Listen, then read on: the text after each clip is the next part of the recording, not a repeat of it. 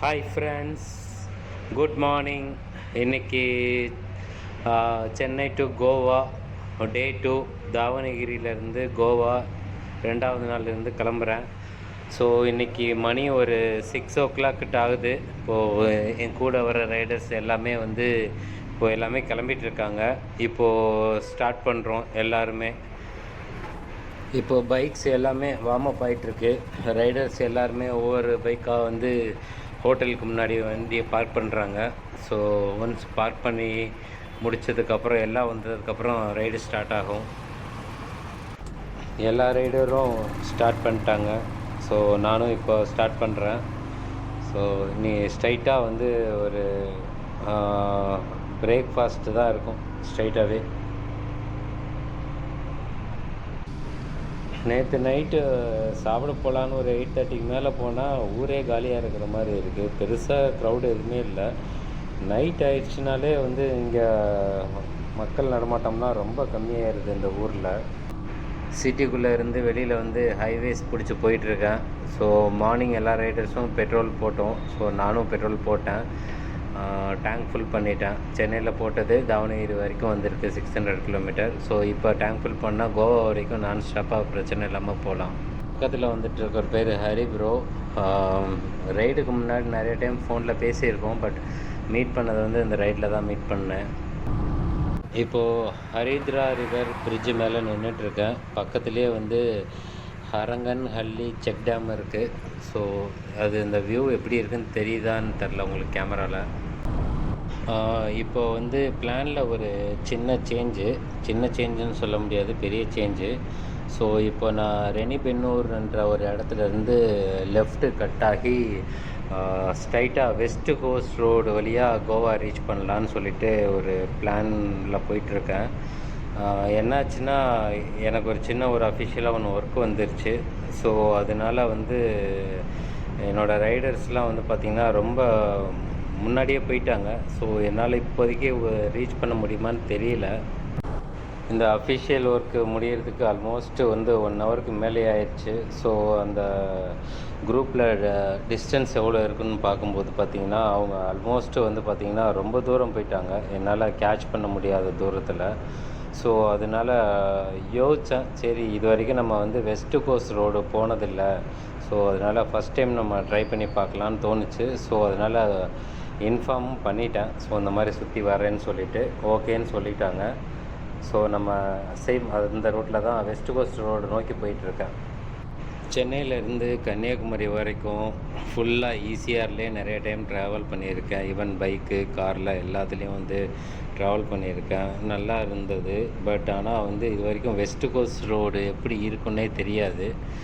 So அதனால் அதை நோக்கி புதுசாக எக்ஸ்ப்ளோர் பண்ணலான்னு சொல்லிட்டு சடன் பிளான். ஸோ அதனால் டக்குன்னு யோசிக்கவே இல்லை, இன்ஃபார்ம் பண்ணி கிளம்பிட்டேன். இந்த ரோடு ஃபுல்லாக பார்க்கும்போது ஃபுல்லாக வெறும் ஆலமரமாக இருக்குது. இந்த மாதிரி ஆலமரம்லாம் பார்த்து மெயின் ரோடு ஒட்டி இந்த மாதிரி இருக்கிறதெல்லாம் பார்த்து வருஷக்கணக்கில் ஆகுது. பட் இங்கே ரோடு எக்ஸ்பேன்ஷன் பண்ணாமல் இருக்கிறதுனால இந்த ஆலமரம்லாம் இருக்குது. பட்டு இதெல்லாம் பார்க்கும்போது சின்ன வயசில் நம்ம இந்த மரத்தில் ஊஞ்சல் ஆடிட்டு தொங்கிட்டு இருந்தது தான் ஞாபகம் வருது. நல்லா இருக்குது. முதல்ல பாண்டிச்சேரி போகிற வழியில் கூட ஒரு இடத்துல இருந்தது. இப்போது ரோடு எக்ஸ்பேன்ஷன் சொல்லிவிட்டு அதெல்லாம் இருக்கான்னு தெரியல. ஆக்சுவலாக டிஸ்டன்ஸ் பார்க்கும்போது எனக்கும் என்னோடய குரூப்புக்கும் டிஸ்டன்ஸ் பார்க்கும்போது ஆல்மோஸ்ட் ஒரு 100 கிலோமீட்டருக்கு மேலேயே காட்டுச்சு. ஸோ அதனால் இப்போது ஒரு சடன் பிளான். ஆனால் கொஞ்சம் ஒரு பெரிய சேஞ்சஸ், எதிர்பார்க்காத இந்த ரோடு எல்லாமே சூப்பராக இருக்குது. கூகுளை நம்பி தான் அந்த ரூட்டில் போயிட்டுருக்கேன். ஸோ ரெனிபென்னூர் தாண்டி எனக்கு பெரிய பெரிய ஒரு நடுவில் கொஞ்சம் பெரிய பெரிய ஊர்லாம் காமிச்சது. ஷொர்பா, சித்தபூர், அதுக்கப்புறம் ஹனவர். ஸோ ஹனவர் ஆல்மோஸ்ட் பார்த்திங்கன்னா வெஸ்ட் கோஸ்ட் ரோட்டில் போயிட்டு ஜாயிண்ட் ஆகுது. ஸோ அது வரைக்கும் பார்த்திங்கன்னா கொஞ்சம் ஒரு சிங்கிள் ரோடு தான், ஹைவேஸ் மாதிரிலாம் இல்லை. இதே சிங்கிள் ரோட்டில் தான் போய் ஆகணும். காட் ரோடு ஸ்டார்ட் ஆயிருச்சு. இது வரைக்கும் வந்து சிங்கிள் ரோடு, அப்பப்போ சின்ன சின்ன வில்லேஜஸ் தான் இருந்தது. இப்போது வெறும் காடாக தான் இருக்குது. பெருசாக வந்து எந்த வண்டியுமே ஒன்றும் பெருசாக போன மாதிரியே தெரியல. இருந்தாலும் போயிட்டுருக்கேன். அப்பப்போ ஏதாவது 1-2 வண்டி வந்து வேணால் கிராஸ் ஆகுது ஆப்போசிட்டில் இருந்து. இப்போது வந்த வரைக்கும் ரோடு வந்து நல்லா இருக்குது. முதல்ல இனிஷியலாக ஆரம்ப ஸ்டேஜில் வந்து ஒரு சில இடத்துல நகரத்து ஸ்பீட் பிரேக்கர், அதுக்கப்புறம் சிட்டிக்குள்ளே பூந்து வர்றது, இந்த மாதிரிலாம் இருந்தது. ஒரு சில இடத்துல ரோடெலாம் சரியில்லாமல் இருந்தது. பட்டு இந்த காட் ரோட்டில் வந்து ரோடெலாம் நல்லா இருக்குது. வந்துட்டு இருக்கும்போது திடீர்னு ஒரு மங்கி ஒன்று கிராஸ் ஆகி இப்போது என்னோடய ரைட் ஹேண்ட் சைடில் ஒரு மரம் சாஞ்சு கிடக்கு. அந்த மரத்து மேலே தான் உட்காந்துருக்கு. பட் கேமராவில் உங்களுக்கு தெரியுதான்னு தெரியல. கொஞ்சம் டிஸ்டன்ஸில் தான் இருக்கேன். சரி பக்கத்தில் போனால் அது ஓடிடுமோ, சரி முடிஞ்ச வரைக்கும் அனிமல்ஸில் எதுவும் டிஸ்டர்ப் பண்ணக்கூடாது அப்படின்றதுக்காக உங்களுக்கு காமிக்கிறேன். தெரியுதான்னு பாருங்கள். ஆக்சுவலாக இதுக்குள்ளே அனிமல்ஸ் இருக்கும் அப்படின்லாம் எனக்கு தெரியாது. இருந்தாலும் வந்து சரி ஓகே, எது வந்தாலும் ஃபேஸ் பண்ண ரெடியாக இருக்கணும்ல. அதனால் வந்து அப்படியே இந்த ஃபாரஸ்ட் அப்படியே நல்லா என்ஜாய் பண்ணிகிட்டே போயிட்டுருக்கேன். இந்த ரூட்டு போகிறதுக்கே வந்து அவ்வளோ அழகாக இருக்குது. எந்த ஊர், இப்போ எந்த இடத்துக்கு ரீச் ஆகிருக்கோம், எதை பற்றியுமே வந்து கவலையே படலை. போகிற ரூட்டு வந்து பார்த்திங்கன்னா அவ்வளோ சூப்பராக இருக்குது. நடுவில் வந்து என்னென்ன சின்ன சின்ன ஊர் வருது, எதுவுமே தெரியாது. ஈவன் மார்னிங் பிரேக்ஃபாஸ்ட்டு கூட சாப்பிட மறந்து அப்படியே போயிட்டுருக்கேன். ஸோ இனிமேல் தான் வந்து லஞ்சு ஏதாவது ஒரு ஹோட்டலில் நிப்பாட்டி சாப்பிட்லான்னு சொல்லிட்டு பிளான் பண்ணியிருக்கேன். லைஃப்பில் ஒரு டைமாவது வெஸ்டர்ன் காட் ஃபுல்லாக கண்டிப்பாக ட்ராவல் பண்ணிடணும். இந்த ரோட்டில் ட்ராவல் பண்ணும்போது நம்மளுக்கு எவ்வளோ தான் கஷ்டம் அது என்ன தான் இருந்தாலும் இந்த நம்ம வெஸ்டர்ன் காட்டில் ட்ராவல் பண்ணும்போது எல்லாத்தையும் மறந்து அந்த இயற்கையை ரசிக்க ஆரம்பிச்சிடுறோம். அது வந்து வேறு லெவலில் ஃபீலிங் இருக்குது. இந்த காட்டில் அடிக்கிற அந்த ஃப்ரெஷ்ஷான காற்று, இதெல்லாம் என்ன சொல்கிறது, அது இங்கே இருந்து ஃபேஸ் பண்ணும்போது அவ்வளோ சூப்பராக இருக்குது. போகிற வழியில் இந்த மாதிரி ஒரு ஹேங்கிங் பிரிட்ஜ் பார்ப்பேன்னு சொல்லிட்டு நான் எதிர்பார்க்கவே இல்லை. ஏற்கனவே எவ்வளோ பியூட்டிஃபுல்லாக இருக்குது. பட் இந்த மாதிரி ஒரு இடத்துல ஒரு ஹேங்கிங் பிரிட்ஜ் சத்தியமாக எதிர்பார்க்கவே இல்லை. இந்த பிரிட்ஜு பேர் வந்து பவினா குர்வா ஹேங்கிங் பிரிட்ஜு. ஸோ இது வந்து ஷராவதி ரிவர் மேலே இருக்குது இந்த ஹேங்கிங் பிரிட்ஜு. நல்லாயிருக்கு. இதில் 2 வீலர்லாம் போகுது. பட் நம்ம டூரிஸ்ட் பீப்புள் இந்த மாதிரி எதாவது பார்க்கணுன்னா அதுக்கு 20 rupees சார்ஜ் பண்ணுறாங்க. ஓகே, ஒர்த்து தான் இந்த பிளேஸ். ஷராவதி பிரிட்ஜுன்னு சொல்கிறாங்க, பவினா குர்வா ஹேங்கிங் பிரிட்ஜுன்னு சொல்கிறாங்க. இந்த பிரிட்ஜோட டிஸ்டன்ஸ் லென்த்து பார்த்திங்கன்னா ஒரு 1 கிலோமீட்டர் டிஸ்டன்ஸ் இருக்குது. பட்டு அந்த அகலம்னா ஒரு 2 2 வீலர் போகலாம். ஒரு 2 வீலர் ஃப்ரீயாக போகலாம். இன்னொரு 2 வீலர் வந்துச்சுன்னா கொஞ்சம் நிப்பாட்டி கொஞ்சம் பொறுமையாக மெதுவாக போகிற மாதிரி தான், அட்ஜஸ்ட் பண்ணிட்டு போகிற மாதிரி தான் இருக்குது. ஸோ அவ்வளோதான் இதோட அகலமே. நல்லா இருக்குது. சன்செட்லாம் அந்த இடத்துல இருந்தோம்னா வேறு லெவலில் இருக்கும் போல்.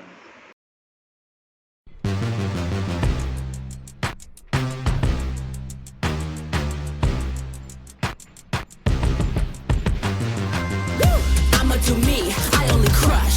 Strut, strut. I got them talking, I know you want this. Strut, strut. I'ma do me, I only crush. Strut, strut. I got them talking, I know you want this. Strut, strut. I'ma need you to get on my level. I'ma do me, they calling me rebel. Walking my walk, got it on lock. Everyone wishing they had what I got. Walking my walk. பிரிட்ஜோட சென்டருக்கு வந்துட்டேன். Almost ஒரு 1/2 kilometre நடந்து வந்துட்டேன். So இந்த பிரிட்ஜோட அழகு வேறு level. இப்போது almost வந்து ஒரு மதியம் டைமாக இருக்கிறதுனால கொஞ்சம் ஹாட்டாக இருக்குது. பட் ரொம்ப வெயிலெலாம் ஒன்றும் பெருசாக தெரியல. பட்டு மார்னிங் இல்லைன்னா ஈவினிங் இருந்துச்சுன்னா அந்த பிரிட்ஜில் செம்மையாக இருக்கும். என்னோடய பைக்கை எடுத்துகிட்டு வரலான்னு பார்த்தா பின்னாடி லக்கேஜெலாம் இருக்குது. ஸோ அதனால் என்னோடய பைக்கை எடுத்துகிட்டு வரல. ஸோ நடந்து தான் வந்து எக்ஸ்ப்ளோர் பண்ணுறேன்.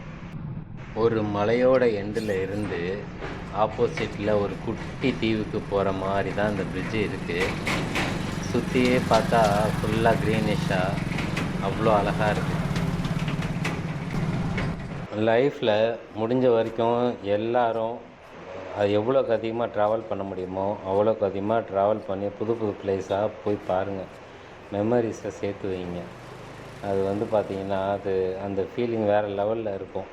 நம்ம எப்போல்லாம் திங்க் பண்ணும்போது ஏதாவது ஒரு இடம் இப்போ டிவிலேயோ வேறு எங்கேயோ பார்க்கும்போது வந்து நம்ம வந்து ஸ்பெண்ட் பண்ண டைம்லாம் நம்மளுக்கு ஞாபகம் வரும். ஸோ அப்போது நம்ம என்னென்ன பண்ணோம், எவ்வளோ சந்தோஷமாக இருந்தோம், இந்த மாதிரி நிறைய விஷயங்கள் நம்மளுக்கு ஞாபகம் வரும். சோலோவாக ட்ராவல் பண்ணும்போது நம்மளுக்கு வந்து பார்க்குற ஒவ்வொரு விஷயங்களும் ரொம்ப அழகாக தெரியும். ஓகே, நம்ம கோவாவை நோக்கி போக ஆரம்பிக்கலாம். ஸோ இன்னும் லஞ்சு சாப்பிடல. ஸோ போகிற வழியில் ஏதாவது பிரேக் எடுத்துகிட்டு லஞ்சு சாப்பிட்டுட்டு ட்ராவலை கண்டினியூ பண்ண வேண்டியதான். எல்லோரும் முடிஞ்ச வரைக்கும் நிறையா ட்ராவல் பண்ணுங்கள், நிறையா மெமரி சேர்த்து வைங்க.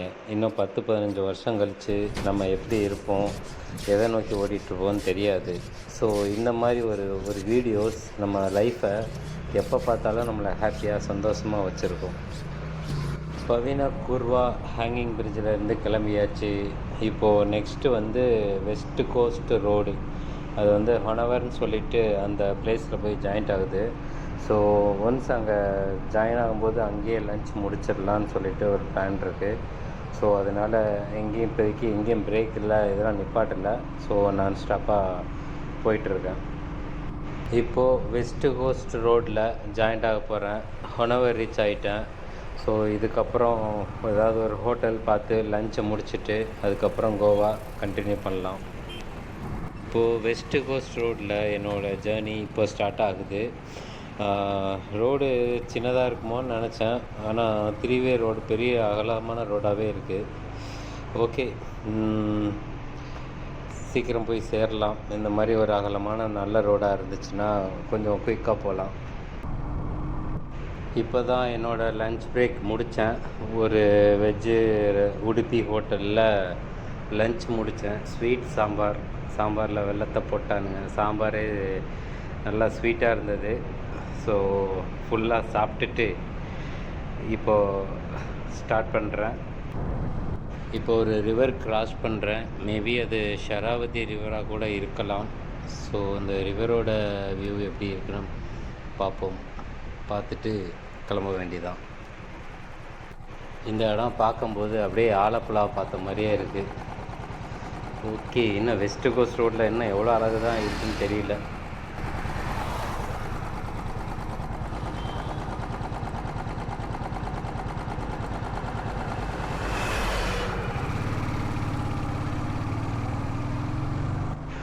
போகிற வழி ஃபுல்லாக ரொம்ப நேரம் டைம் ஸ்பெண்ட் பண்ணி பார்க்குற மாதிரி தான் இருக்குது இந்த வெஸ்ட் கோஸ்ட் ரோடு. ஈஸியரை விட செம்மையாக இருக்குது. ஒரு பக்கம் கடல், ஒரு பக்கம் மலை, அப்பப்போ நடுவில் ஒரு ரிவர் வருது. ரிவரை ஒட்டியே அப்படியே நம்ம ட்ராவல் பண்ணுற மாதிரியே இருக்குது. செம்மையாக இருக்குது. ரொம்ப நேரத்துக்கு அப்புறம் இப்போ தான் ஒரு டோலே பார்க்குறேன். இது என்ன டோல்னு தெரியல. ஓகே, கிராஸ் பண்ணி போக வேண்டியதான்.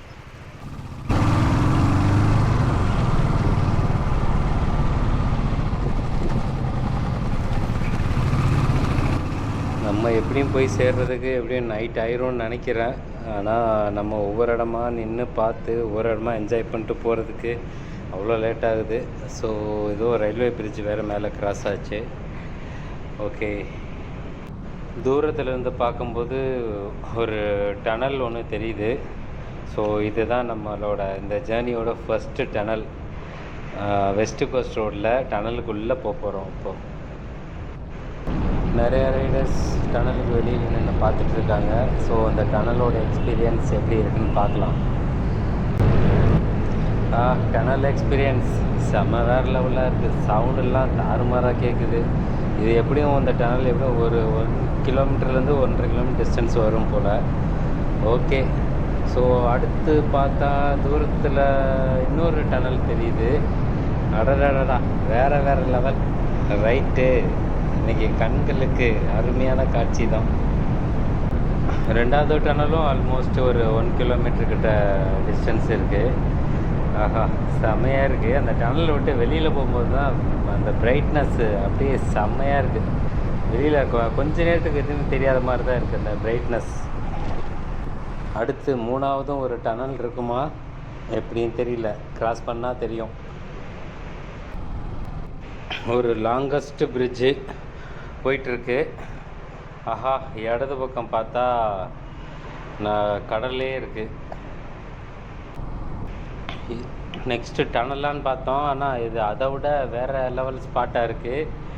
இருங்க உங்களுக்கே காட்டுறேன். இந்த பிளேஸோட நேம் வந்து கார்வார். கார்வார்ன்றது ஊர் கிடையாது, ஒரு குட்டி சொர்க்கம்னு கூட சொல்லலாம். 2 டனலு, ஒரு நேவி ஷிப்பு, ஒரு நேவி ஃப்ளைட்டு, அதுக்கப்புறம் வந்து ஒரு பீச்சு, கரெக்டாக சன்செட் பார்க்குற மாதிரி ஒரு அழகான இடம்.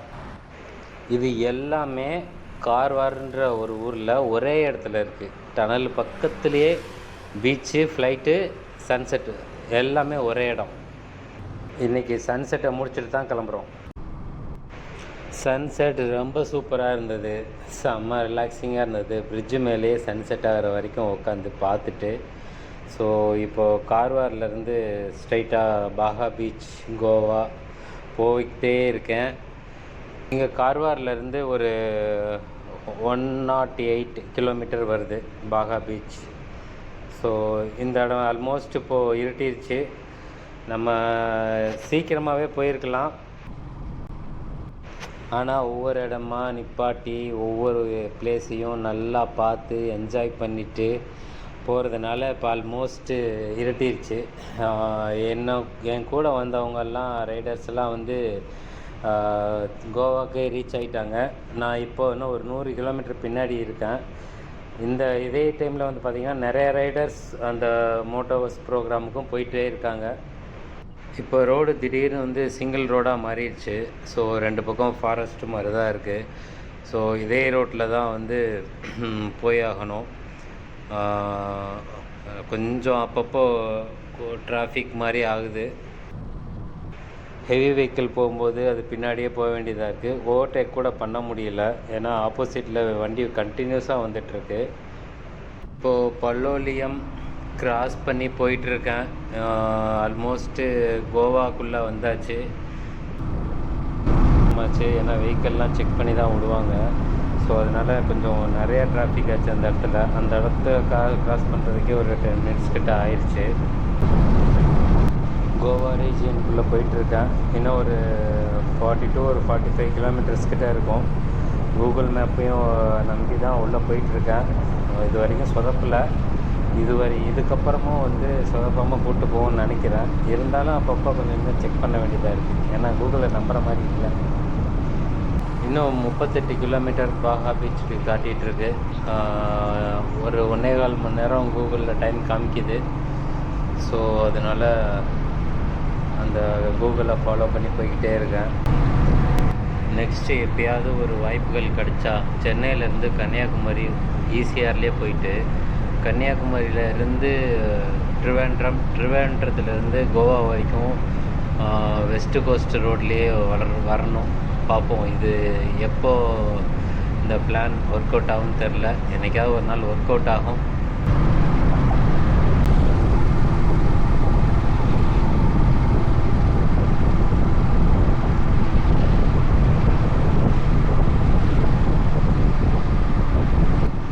ஓல்டு கோவா ரீச் ஆகிட்டேன். இப்போது அந்த பிரிட்ஜு மேலே போயிட்டுருக்கேன். லெஃப்ட் சைடில் பார்த்தீங்கன்னா கேஷினோ ஷிப்ஸ்லாம் நிற்கிது. அது கரெக்டாக அந்தளவுக்கு ஃபோக்கஸாக தெரில, ஆனால் இந்த பிரிட்ஜு லைட்டிங்லாம் செம்மையாக வேறு லெவலில் இருக்குது. சான்ஸே இல்லை, இவ்வளோ ஹைட்டான பிரிட்ஜு, கீழே ஒரு பிரிட்ஜு, செம்மையாக இருக்குது. ஃபைனலி பாகா பீச் ரீச் ஆகிட்டேன். ஸோ இப்போ ரூமுக்கு தான் போயிட்டுருக்கேன். இதில் கூகுள் எங்கேயுமே சொதப்பில், அதோட வேலையை கரெக்டாக பார்த்துச்சு. ஸோ கரெக்டாக வந்துட்டேன் பாகா பீச். இப்போது ரூம் பக்கத்தில் தான் போயிட்டுருக்கேன்.